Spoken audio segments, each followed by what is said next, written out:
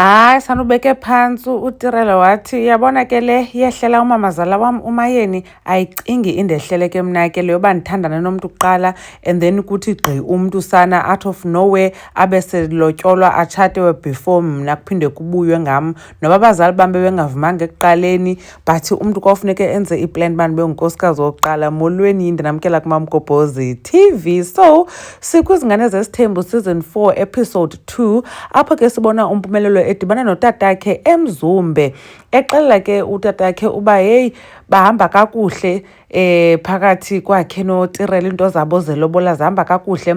Abazali bakaTirelo bavumile uba bangaqhubekeka batshate okanye umpumelelo angaza azolobola. Kodwa ke ngoku kwelaa cala labo ke bona abaTswana funeka umntu xezile ezolobola alobole agqibe. Ayikho laa nto deposit uphinde ubuye uzogqibezela, ibhalansi ayibikho. And then umpumelelo watsho ecacisa ke noba xa ifana noba xezile wamlobola uTirelo wamgqiba kuthetha ukuthi ingowabo, and then kwawulandela ke ngoku into ye-gifting ceremony, uyaqonda.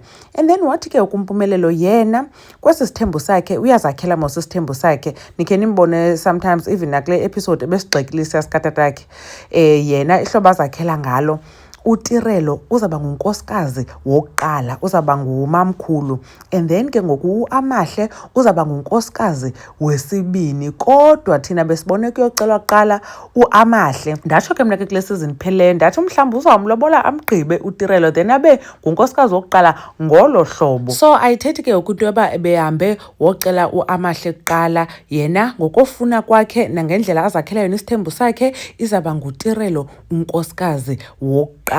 Phofu ke akanayo ilobola epheleleyo for uyolobola uTirelo. Uthi uzawusa into azawukwazi uyisa even though exelela uba bona balobola into epheleleyo. And then ke uTirelo nasimbonile ekunye nefriend yakhe ncokola ke ba hayi uvumile yena ba atshate noMpumelelo. So uMpumelelo uzayolobola but ke ngoku uMpumelelo kangaziphendula ii-questions ebenazo ba hey izawuthini i-arrangement yale nto esisithembu, kuzawuhlalwa phi, like abanandlu. Kodwa ke kufuneka ehoye abantu abayi-7 ngoba already kukho abantwana ababini bakaVuyokazi, kukho abantwana ababini, omnye ngokaTirelo omnye ngokaAmahle, ibe nguAmahle ibe nguTirelo ibe nguSibindi.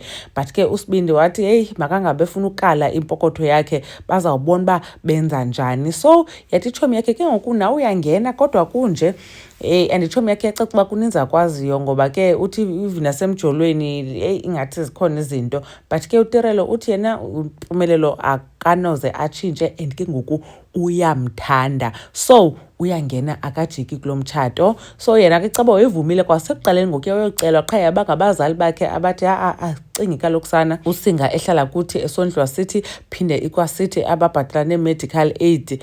So ke injalo bethunani into sizayibona uba uAmahle uzayithatha kanjani yena le nto yakhe yoba esenziwa unkosikazi wesibini ekubeni kuba kwahanjwa kocelwa yena qala. uMaMgobhozi uyabulela kakhulu ngothi bukele le video, ziyeza ezinye zilandelayo.